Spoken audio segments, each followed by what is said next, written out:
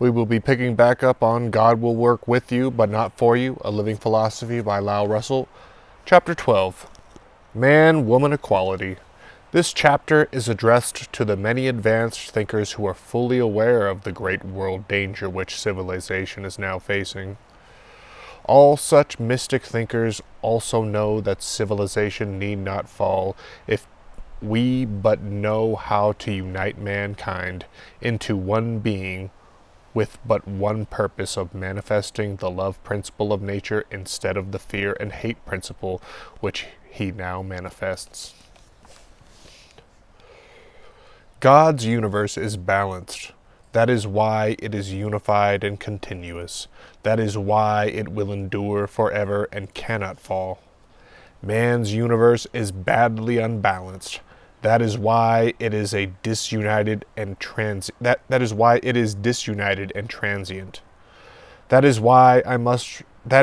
it must repeatedly fall. When grave danger confronts anyone or the world, one wants to know what to do about it. If he does not know what to do to save himself, he is helpless to avoid the danger. World thinkers can save civilization if they know more about God's ways and processes, which alone can save man if applied in time. The great cause of world unbalance is the disunity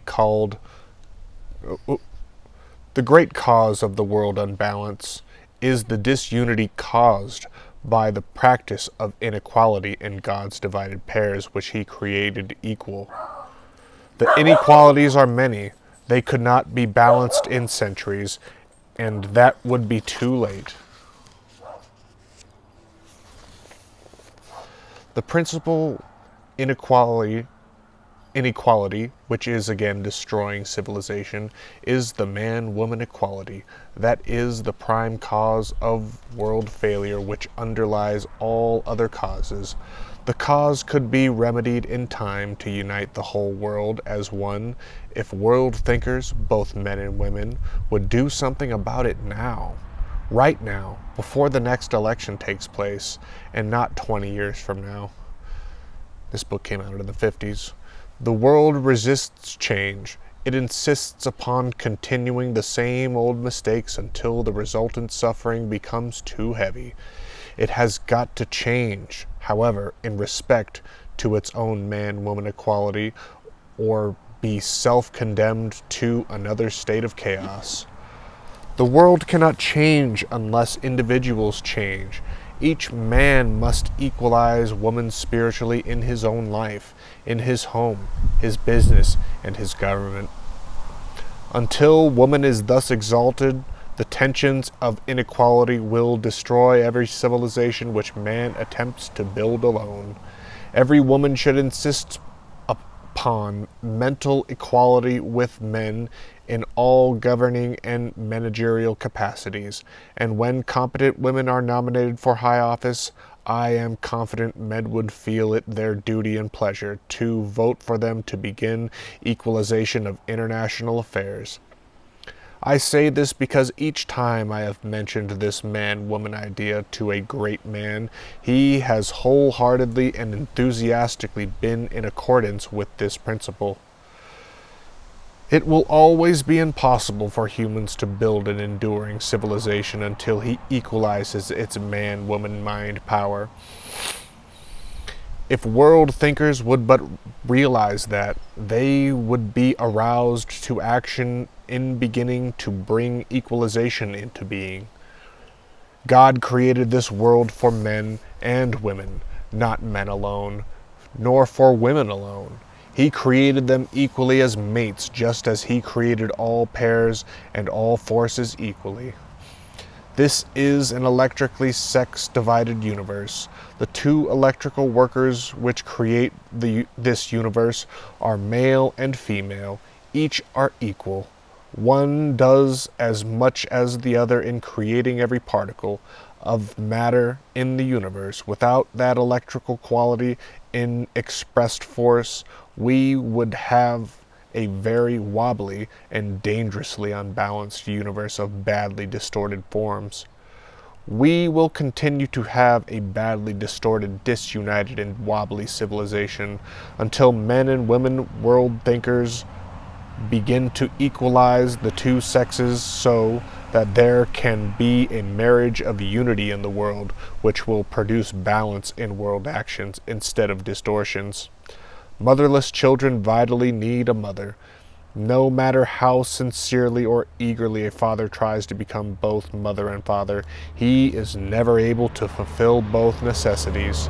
This motherless world likewise needs a mother. The father is trying to fulfill both offices, but the more he tries to function as both, the greater the disaster to the world family. In man's primate days, physical survival was of first import in his consideration. The necessity of fighting for that survival to procure food fell to the male. He was the strongest and more free, for children must be cared for while men hunted.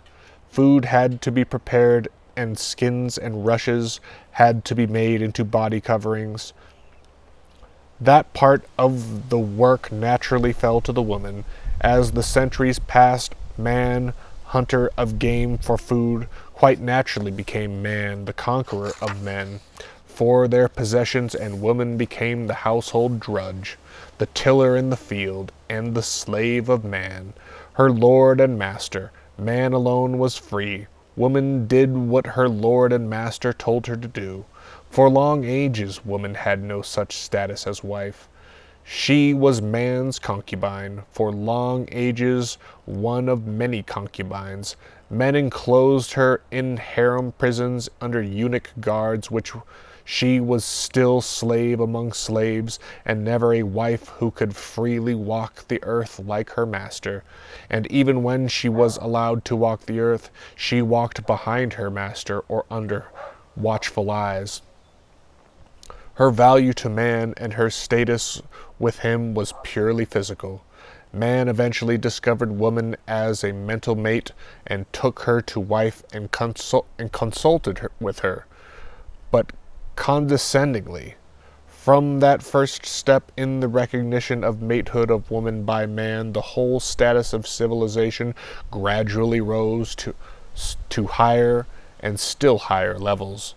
The country which gave the greater recognition to the matehood idea of man and woman progressed rapidly beyond those countries which glorified man and suppressed their women. Likewise, every individual man who learned to love a woman because of her mental matehood with him, as well as her physical, progressed beyond all men who looked upon her as woman alone. Notwithstanding these first discoveries of woman's mental worth to man, which made her more and more his companion and freed her from man's guardianship, man was still the master, the lord, and one who must be obeyed, and that which woman gained in man's world was but a concession, not a right. When woman demanded an equal right to vote, she gained only a concession as an appeasement. She never gained a right in man's eyes, nor has she ever gained equality, but she gained the right to vote for man. Pagan man made the master of woman and ruler of the world. Every pagan god concept was male, and still is. God the Father has never been the generally accepted father-mother of his equally divided fathers and mothers of creation. Man the conqueror, the killer, and of man for... Man the conqueror, the killer of man for the possessions of man, the pirate and trader and slaves, the explorer and builder of empires, built this world in his own carnal image. He builds it for man and glorifies himself as the killer of the sons of man, while woman wept. Man has always crucified love on the cross of his own self-glory by the killing of men and women who always wept at the foot of the cross. as they wept when men crucified the Nazarene, while all but one of his disciples who professed to love him deserted him. All of this is quite natural. It could hardly be otherwise, for man in his unfolding or evolving remembered the fighter spirit in his primate days of taking, while not realizing that the woman spirit of giving was gradually awakened in him, a keener desire for mental mating and spiritual unity, of the equal father-motherhood of balanced mating. The hardest lesson which man must learn during the long ages of his journey is that God made man and woman equal with one another in order that they should manifest divided love by equal interchange in their givings and re-givings. God's whole purpose for dividing his spiritual self into pairs of fathers and mothers is to dramatize his love nature by the romance of equal and opposite interchange of love. The romance of awakening love is far greater than either its mental or physical interchange. Every expression of mating is empty without the romance of love itself. Romance is love awareness, without which there can be no complete happiness in any mating. The cosmic drama of creation is a romance which all mankind is perpetually transforming to comedy and tragedy as it eternally seeks romance without knowing the path which leads to it. Through the romance of balanced interchangings of love between fathers and mothers, they find unity which alone gives to them the ecstasy of the divine nature of God. Physical sex interchange has been the first in the desires of mass man. Mental sex interchange is rare, while romance starves in a world which would give all else for just 1 hour of it. That is the lesson of life which all must learn who search for the peace and happiness which will alone bring rest from world tensions. The world has never learned it because the senses of man have never let him know the real meaning of either love or romance. The world of divided humans must someday know that God's divided universe is an electrically sex-divided dramatization of cause and effect. The cause is mind desire for expressing static idea through interchanging motion. The effect is what happens because of that division. The effect is what happens because of the division and the necessity of interchanging. Cause is, therefore, one, and effect is always two. The lesson of life is to learn how to so balance the interchanging between the two halves of every effect that all effect is completely canceled out in complete sexlessness by their balanced unity. God's motive as master playwright in his cosmic drama is the love urge of the mating idea expressed physically by the uniting of bodies to void the physical tensions of the sex urge by balancing them, and thus reproduce other bodies. It is also the purpose of expressing the love urge in its mental and spiritual expression by eliminating the mental tensions of separateness. This is accomplished by uniting spiritual mates for creating spiritual idea. A mental sex relation is for the purpose of creating idea, while the physical sex relation is for the purpose of creating body forms of mentally conceived ideas. That is why any woman and any man who have harmonious spiritual relations with each other, such as mother and son, or good friends, or business partners, can multiply power in each other very much more than any two men or any two women could possibly do. That is why any organization which consists solely of men, whether it be an industry, a club, or a cabinet of the President of the United States, or of other organizations composed of women only, necessarily creates unbalanced structures in which there can never be complete unity. That is why this man-made world is so badly unbalanced and disunited. its male qualities are so preponderant that it has made civilization that it has made a civilization which operates like a flywheel whose shaft is badly off center. A woman-made world would be just as unbalanced. Its preponderance of female qualities would make it equally disunited. There is no other motive to the love story of creation than the mental and physical manifestation of the love urge by unity of mind and unity of body, which can only be attained through balanced thought interchange, which is of first import, and body interchange, which completes the unification, but is of secondary importance.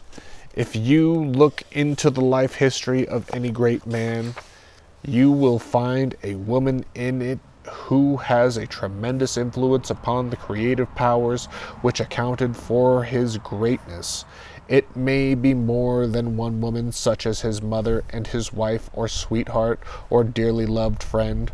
No matter who that woman or those women were, the basis of their interchange with him must first be love mentally expressed.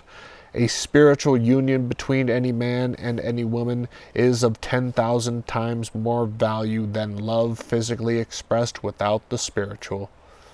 Love is not objective, nor can it be possessed.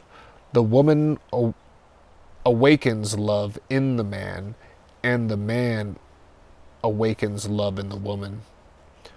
The romance of it is in the awakening, not in the consummation.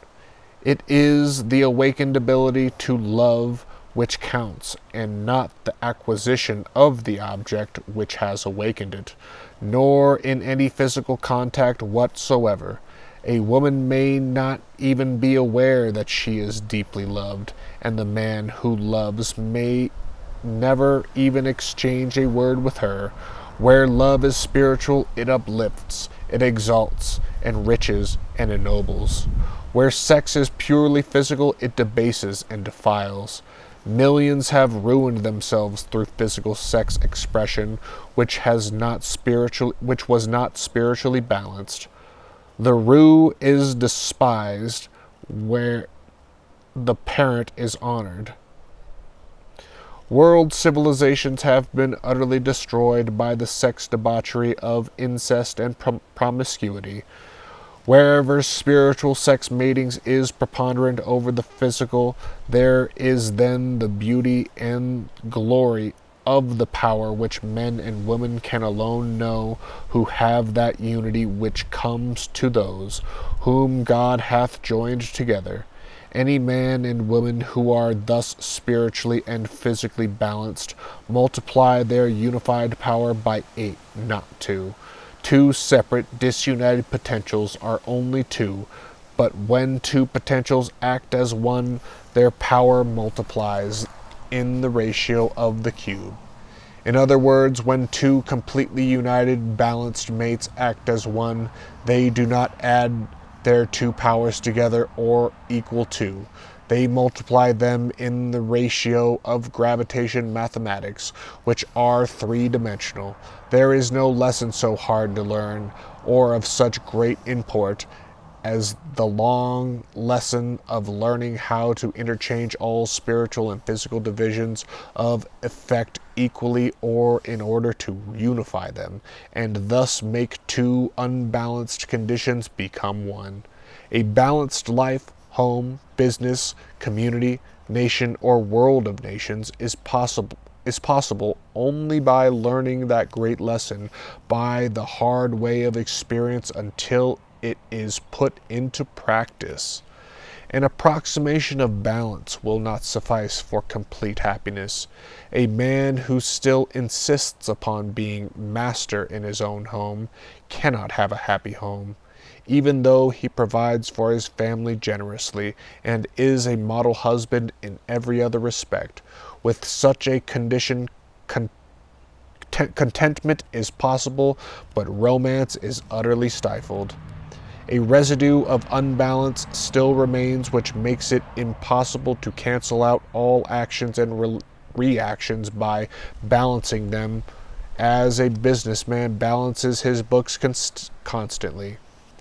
A business could not succeed if a daily deficit made it impossible to balance the books, nor can a family succeed in being all that a family should where a constant tension exists which cannot be utterly voided. The wife would try to assure herself she was happy by seeing the good points in her husband. Something would constantly be happening which would not happen if their home was a balanced one.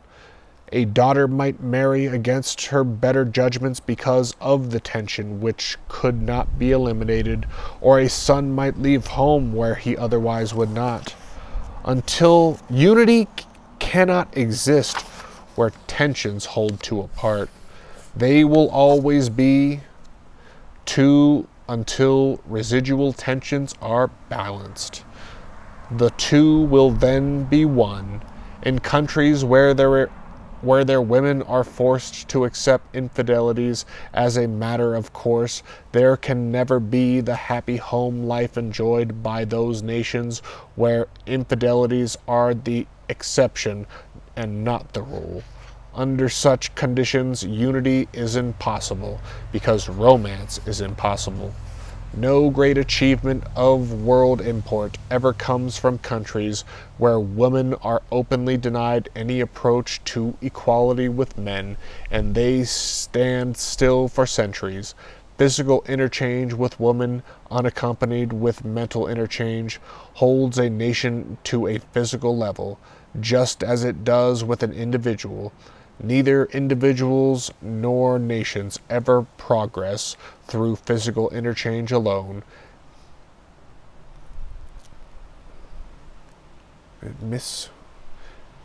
Miscegenation ruined Greece. Phallic worship ruined many cities and countries, while homosexuality, which resulted from such unbalanced conditions, created many Sodom and Gomorrah. Within the last 50 years, countries like Turkey, Lebanon, Egypt, Iran, and Japan, which gradually added the status of woman by giving her greater dignity, progressed very rapidly from among static levels. The countries which have risen to the highest levels in culture, invention, science, industry, and engineering are the ones which its women interchange mentally with men as well as physically. Middle Europe and the United States have gone almost all of the world's great have given almost all of the world's great achievements to the world, while the Slavs, Mongols, Arabs, and other Asiatic and African nations have given practically none of it. Whatever scientific, engineering, industrial, or inventive advancement has come to Slav countries has been subsidized from Anglo-Saxon countries. The advancement of woman to mental esteem has been encouraging, but there has been too little of man-woman equality in high places such as industry and government. In these important departments of life, the world is still a man's world, made by man for man, in a man's image. It is not a peaceful world, or a united one in any of its many departments, and it never will be as long as it is a man's made world, until women become the acknowledged mental equal of man, and share him the executive management of industrial and national responsibilities. It will be impossible to have an enduring civilization of happy, peaceful, and successful people. An unbalanced civilization is as operatively impossible as would be for a man to continually walk and work while even 3 degrees away from perpendicular. Wherever one sees world and national affairs being discussed and weighed for decisions which affect all peoples, both men and women, you see great rows of men occupying the seats of judgment as to how the world must act. Everyone is familiar with pictures of man groups in such high places as Senate and congressional gatherings. The great conferences of the United Nations, the international assemblies at world conferences, the English Parliament, or the cabinet of the President of the United States, with but few exceptions here and there. All these managers of world affairs are men, all engaged in making a man's unbalanced world, which is as divided against itself as man and woman are divided against each other, in a home where man is master in his own house. I am quite sure that present-day man has not given serious thought to this man-woman equality in high places, especially here in the United States, where men revere the woman so highly. I feel that those thinking ones who read this book and remembering the great import of their wives in their work will do all in their power to commence what could be the greatest movement the world has ever known. This action would be the spiritual rebirth of the world. This action would be the spiritual rebirth the world is seeking, and which all thinking men have been desiring to come into being to save it. Our present state of world affairs is not in harmony with God's one law. That means the whole human race is endeavoring to build a civilization by working against God instead of working with Him. It is a defiance of God's command which nature will not tolerate. Man alone can never manifest his Creator. Every creation of God or man springs only from unity, not separateness. Creation stems only from united father-motherhood. Man can no more create an enduring civilization without woman than he can create a baby without woman. All idea of the mind, as well as all created bodies which manifest mind, must have a mother as well as a father. The great error of man in this respect lies not so much in selfishness and ego as it does to the holdover of his pagan memory of woman's value to him as being purely physical. Until man and woman can equalize their mental relations and work together for spiritual unity, a balanced civilization is impossible. We have long heard the hay-necked phrase that woman's place is in the home. To organize, beautify, and manage a home requires a great deal of executive ability, which women perform with great credit when they must do it alone, but gloriously when mates work together. Women have been called upon in war emergency measures and asked to fill places unfamiliar to them, places which none but men have ever filled. They not only did the work with equal skill and merit, but very often with greater efficiency than men. When women fought for equal suffrage, one of the most familiar criticisms used to ridicule the idea of women as voters was the claim that they would vote for the man who had nice curly hair rather than the one who had brains. Then there was the ridicule of woman as statesman or as industrial director. What would a woman know about government? What would she do in a conference of trained diplomats? Looking for the result of all our men world conferences since the end of World War I is not fair to ask if the present dreadful plight of the world finds itself in. It could not have been avoided if the balancing influences of woman's spiritual nature have been present. That was a long sentence. I got to do that one over. Looking upon the results of our all-men world conferences since the end of World War I, is it not fair to ask if the present dreadful plight the world finds itself in could not have been avoided if the balancing influence of woman's spiritual nature had been present? Every man and woman must realize that it is not woman's nature to kill, for her purpose on earth is to give life, not take it. Our present unbalanced civilization is scientifically impossible to endure.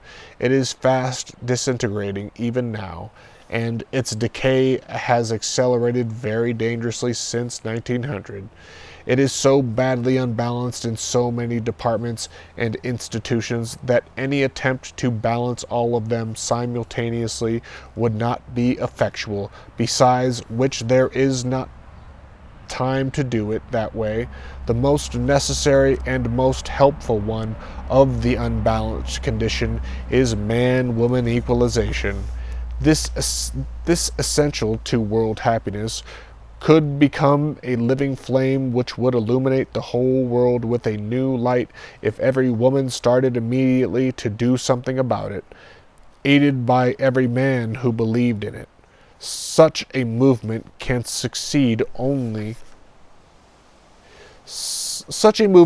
succeed only if to organize into strength of numbers. One alone can do it. One alone can do but little, but if everyone joined together in a multiplying one unit of 20 millions or more before the next election, it might be quite possible to make the first great step in that direction by electing many women senators and congressional women, and even vice president for the next presidential term. Such a world innovation adopted in this country would arouse the world of women in other countries where such an innovation would be impossible. At the present time, this country should lead the world in this respect, as it has in so many respects. The way to do this speedily and powerfully is for you and every woman everywhere to call a few friends together and form themselves into a unit of the Man-Woman Equalization League. It must be started by women, but every man who is in sympathy with the movement should become an equal member of it.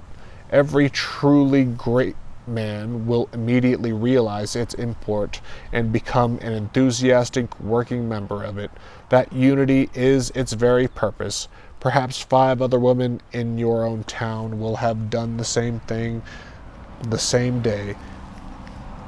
You will hear if they have.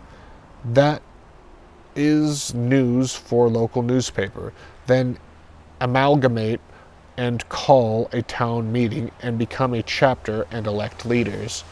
When you have become a chapter, register your chapter by its town name with the foundation that will act as coordinator for nationalizing the movement.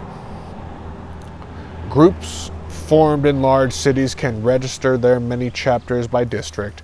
Other towns which have done the same thing will grow into county chapters, then state chapters. In the same way, the national service clubs like Rotary, Kiwanis, and Alliance have become national. Excuse me.